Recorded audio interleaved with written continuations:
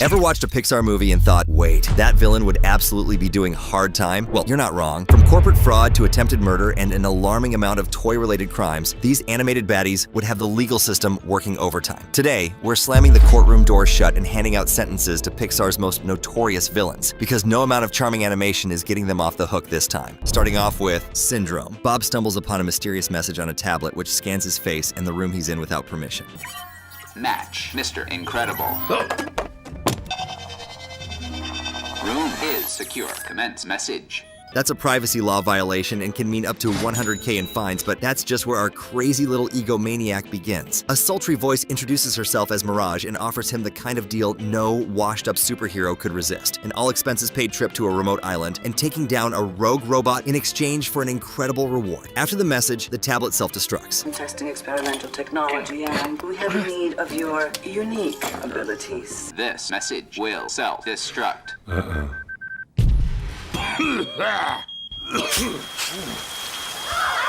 Mailing explosives is illegal, starting his time off with 10 years. With no other leads and definitely no regard for common sense, Bob decides to take the bait, because what could possibly go wrong? Bob drops onto Nomadison Island, stumbling upon the Omnidroid. The encounter quickly turns into a brutal battle, with the machine relentlessly attacking. However, Bob outsmarts it, maneuvering skillfully until the Omnidroid unknowingly destroys its own power source.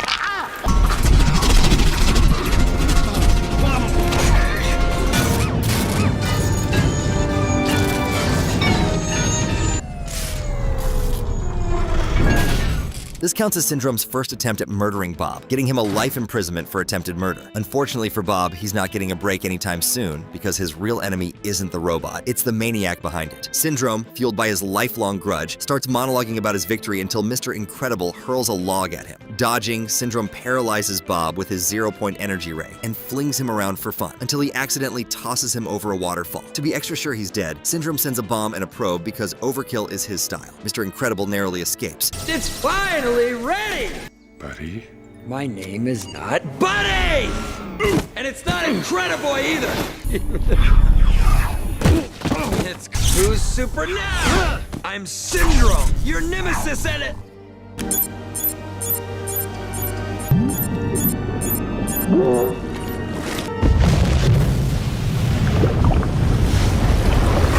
Light reading negative. Mr. Incredible terminated. This counts as Syndrome's second attempt at murdering Bob, adding a second life imprisonment. But while Syndrome pats himself on the back for finally ending his nemesis, Bob stumbles upon something that makes this whole situation a lot worse. Bob fakes his death hiding behind Gazerbeam's skeleton and finds the word Kronos laser-etched as a dying clue. Hacking Syndrome's computer with the password, he discovers his sinister plans. Supers are being systematically hunted by Omnidroids, and he has successfully terminated over 20 heroes, with a final phase to launch an Omnidroid into Metroville.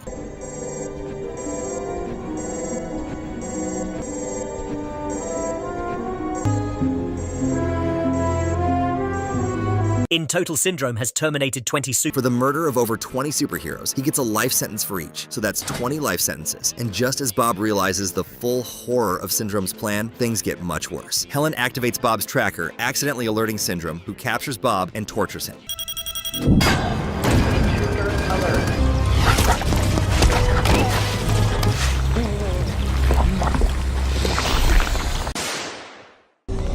You, sir, truly are Mr. Incredible. Help? Help me, help me.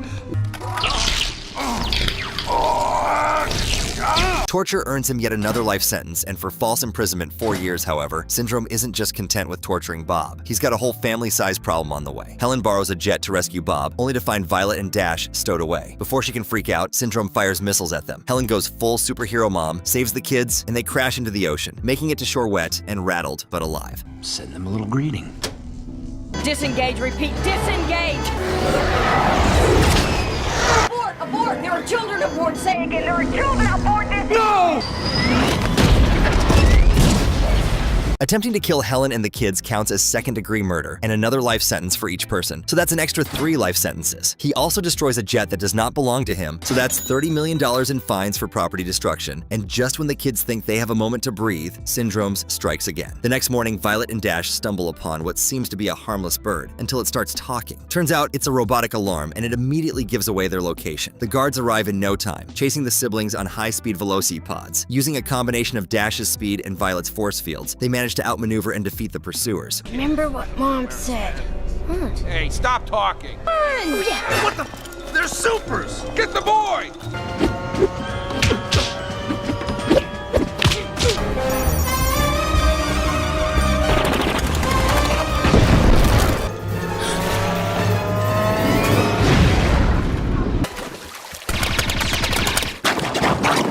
There you are.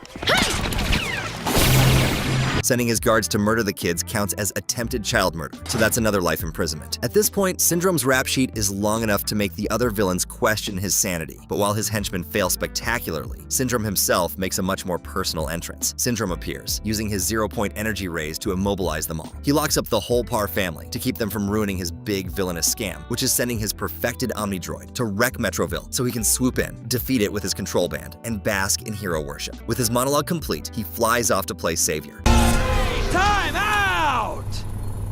It's a whole family of supers! Oh, come on! You gotta admit this is cool! Syndrome will save the day! Capturing and imprisoning a whole family of supers counts as kidnapping and false imprisonment, adding 8 years to his sentence. Unfortunately for him, his so-called perfect plan forgot to account for the fact that killer robots aren't big on taking orders. The Omnidroid isn't just any killer robot. It's a fast learner. It pinpoints the external control, blasts Syndrome's wristband clean off, then torpedoes him into a building, knocking him out cold. With its so-called master out of the way, the Omnidroid goes into full chaos, crushing cars, toppling buildings, and turning the city into a high-budget disaster movie.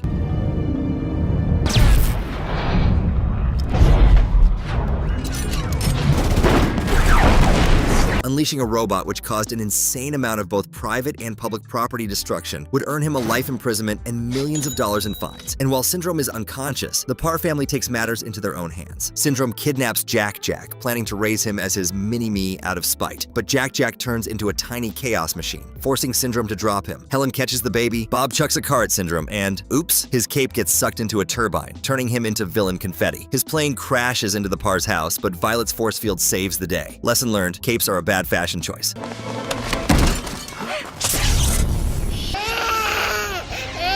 For child abduction, he gets 3 years and $10,000 in fines. He's also getting slapped with more fines for destruction of the Parr's house, so that's at least another $50K. Good luck getting out of that one rich boy. Overall, Syndrome's court sentence adds up to 27 life imprisonments, 21 years behind bars, and over $100 million in fines. Not that it matters, because let's be real, no lawyer is getting him out of Randall.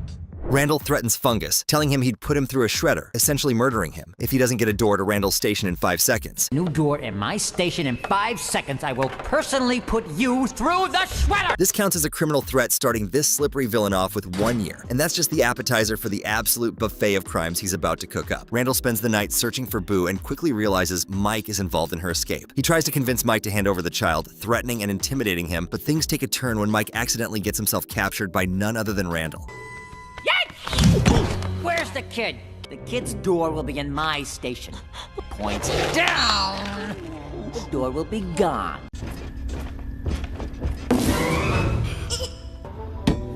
He gets 3 years for the criminal threat, 1 for intimidation, and 7 years for kidnapping and false imprisonment. Unfortunately for Mike, things are about to get a lot worse. Randall builds a machine, the Scream Extractor, with intent to use it on human children. This counts as reckless endangerment. He also tries to use the Scream Extractor on Mike after his kidnapping, ultimately using it on Fungus. I am about to revolutionize the scaring industry. Yeah, I don't know anything. Sure. I don't. I mean, I don't like big moving things that are moving towards me. Say hello to the Scream Extractor. Hello. No. Oh, no. Hey. Where's Wazowski? Where is he? This counts as torture adding 1 year, as if kidnapping wasn't enough. Randall now has a side gig as an aspiring mad scientist. Mike tries to tell Waternoose about Randall's plan, but he soon learns Waternoose is in on it too. When Mike and Sully try to interfere, they push them through a door into a freezing storm in the middle of nowhere with no way out. Does anyone else know about this? No, sir. Good. I'm sorry you boys got mixed up in this, especially you, James. Sir, that's not her door. I know.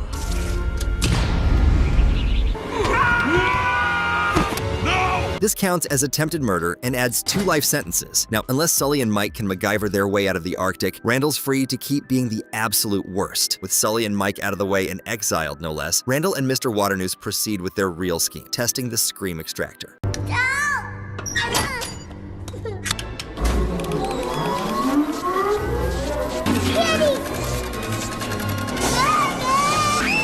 Testing the scream extractor out on Boo counts as torturing a child, adding a life sentence, but Randall's victory lap is about to be interrupted because Sully and Mike don't stay down for long. Sully escapes and destroys the scream extractor, prompting a furious Mr. Waternoose to sick Randall on him. Using his camouflage skills, Randall launches a stealth attack, nearly strangling Sully. However, Mike, frustrated that Sully isn't listening to his apology, chucks a snowball, accidentally hitting Randall. This happy accident finally clues Mike in that Sully isn't just wrestling with his feelings, he's wrestling with an invisible lizard monster. Finish him off!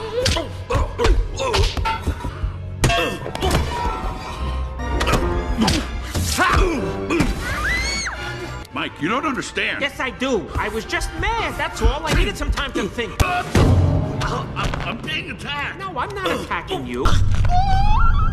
Come on, pal. If you start crying, I'm gonna cry. Sorry, I wasn't there for you, but I am now. Just pay attention. He gets a life imprisonment for attempting to murder Sully. And now that Randall's been exposed, it's time for the chase of the century. Randall chases Sully and Mike to the scare floor, cornering them. The chase continues through the factory until Randall snatches Boo and escapes through an activated door. Sully follows only to be ambushed by Randall, who smugly claims that with Sully gone, he'll finally be the top scarer. He stomps Sully's fingers, attempting to cause him to fall to his death. Lost him. No!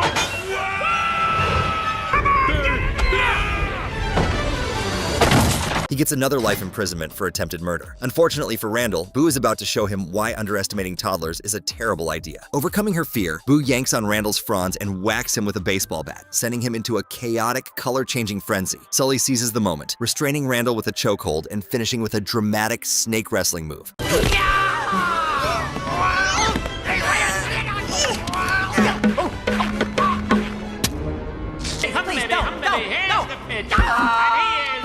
With Randall finally outmatched, it's time for a fitting send-off. Randall, now defeated and desperate, pleads for mercy. But Sully and Mike aren't feeling generous. They shove him through an active door, banishing him to a swampside trailer in the deep south. Unfortunately for Randall, the locals mistake him for a rogue alligator and immediately introduce him to the business end of a shovel. To make sure he never slithers back, Sully smashes the door's glass light with his fist, sending it tumbling over the railing and shattering far below. Give me that shovel! Come here! Oh, get him on! Get that guy! To sneak into Monsters, Inc. That should have been the end of Randall's story, but somehow, some way, he just keeps coming back. Randall slithers back into action in the Monsters at Work Season 2 finale. Rescued from exile by his old ROR bro Johnny Worthington III, Randall returns to the monster world. Randall spills the beans, Johnny dragged him back to Monstropolis, he's been sneaking into Monsters Inc., and they've been swiping laugh energy from monsters. And nab the Mifter's key, steal those dummies' laugh energy. I even rewired the empty canisters. Those clowns didn't have any idea what was going on. He gets 3 years and $250K in fines for trespassing and 6 years for electricity theft. Just when you think Randall might be a little more careful this time, he goes full kleptomaniac. He tips off the media, swipes Mike's lucky mitt, hoards sugar packets like an unhinged diner regular, steals Boo's drawing for reasons that are definitely not sentimental, and redecorates the laugh floor using paint from Tyler Tuskman's family's hardware store. And I tipped off the clueless media. Who is this? Big fan. Hello? Hello? I had some fun sticking it to that one-eyed lucky mitt better be returned in pristine condition. For petty theft and vandalism, he gets 6 years, AMD for tipping off the media, 2 years. But that's not all he does, no, he does worse, and at this point, he's just committing crimes for sport. Over at Fearco's receiving station, Tyler and Val try to stall Johnny from activating the machine, while Randall goes full villain, attempting to sabotage MIFT and fighting them all. In the chaos, the Scream Extractor's plug is broken. Thinking fast, Chet jams Randall's tail into the socket as a makeshift plug, saving Monstropolis in the most humiliating way possible for Randall. Nothing more than to wipe that Oh, you still got it, Boggs. Hope I got a bedwetter like Chet in college. Chetwetter. I just go by Chet now. Oh, it. Hello, little water noose. Hey, losers, over here. Ow! Ha! Too slow. We got him! Ow, loser. If we can't see him!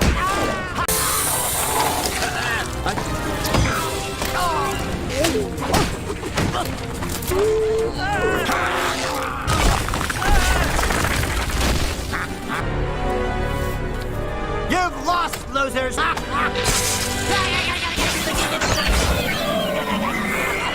We did it! That's for all the bedwetters out there. Here's some trash for you. Randall Boggs. For battery, assault, and reckless endangerment, he gets 20 years extra. Randall wanted power, not the electrocuted like a Looney Tunes character kind. With Johnny and Randall's crimes exposed live on TV, the two are swiftly arrested, well, until Randall inevitably escapes because slippery lizards don't stay locked up for long. Here's some trash for you. Randall Boggs escaped custody, even though he is, relatively speaking, rather small.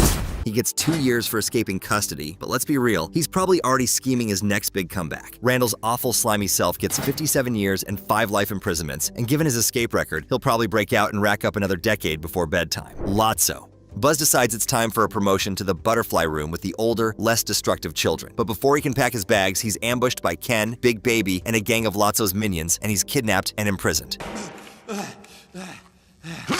Unhand me, you cowards! I demand to talk to Lot. This starts Lotso's sentence off with 7 years for kidnapping and 4 for false imprisonment. And if Buzz thought this was bad, he was about to wake up to something much, much worse. Lotso pretends to be reasonable at first, only offering Buzz a solo transfer. No friends allowed. Buzz refuses, so Lotso pulls a villain move and resets him back to his original, over-the-top Space Ranger persona. Well, this isn't how we treat our guests.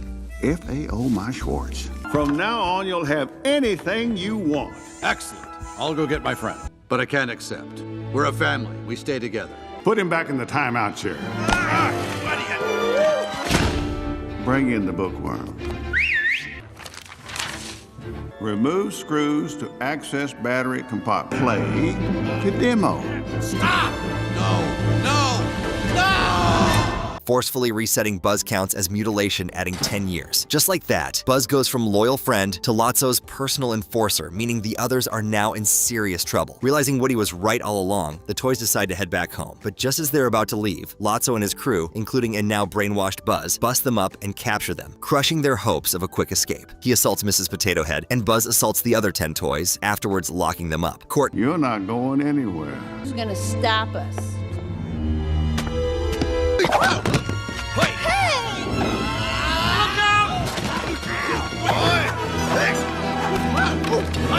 Prisoner's disabled, Commander Lotso. Good work, Lightyear. Now lock him up. Yes, sir. Where do you think you're going? That's counts of assault, adding 11 years, and for 11 counts of false imprisonment, 44 years. If prison sentences were lottery numbers, Lotso would be hitting the jackpot right now. Unfortunately for him, his luck is about to run out. Chuckles reveals Lotso's tragic villain origin story. He, Big Baby, and Lotso once belonged to a loving girl named Daisy, but during a family trip, they were accidentally left behind. When they finally made it back, they discovered Daisy had a brand new Lotso. Devastated and furious, Lotso convinced Big Baby and Chuckles that they'd all been replaced, even though it was just him, and led them away, forever bitter and bent on control. But by then, it was too late. No, she only replaced you. She replaced all of us, didn't she? She don't love you no more. Now come on! Manipulating and emotionally abusing the other toys could get him 10 years in prison. And just when you think he's dying, he moves in to torture. Just as the toys are about to make their grand jailbreak, Lotso and his goon squad crash the party, looking smug as ever. Turns out poor Chatter had been persuaded, ergo totally wrecked into spilling the beans. That's 10 years for torture.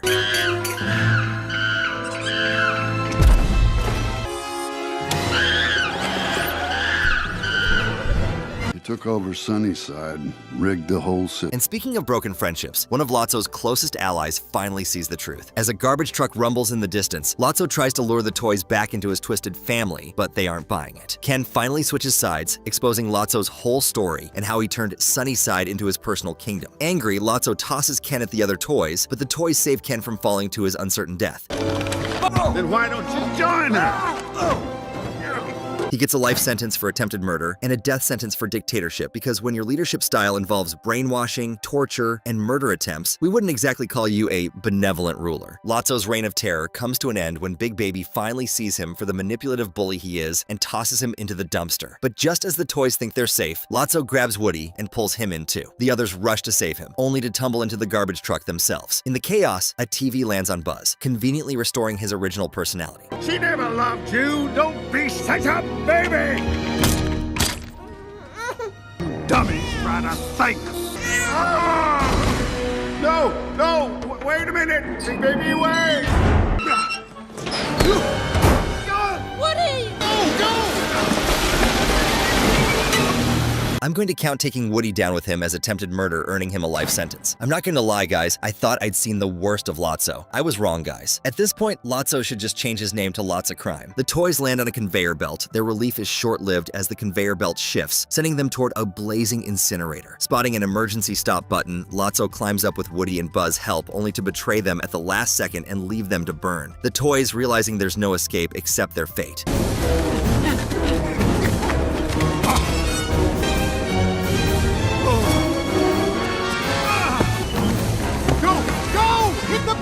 Where's your kid now, Sheriff? Not helping them after getting them into the whole mess should count as attempted mass murder and earn him a life imprisonment. Lotso really is a terrible guy, but karma has a way of showing up at just the right moment, and for Lotso, it's about to arrive in a very unexpected form. Just when all hope is lost, the aliens return, using the claw to pluck them from certain doom. Lotso meets a fitting fate when a garbage man, nostalgic for his childhood Lotso hug and bear, straps him to the front of a truck like a furry hood ornament. Helpless and covered in grime, Lotso is now destined to spend his days eating bugs and inhaling exhaust, the perfect poetic justice for a bear who thrived on betrayal. Hey, buddy, you might want to keep your mouth shut.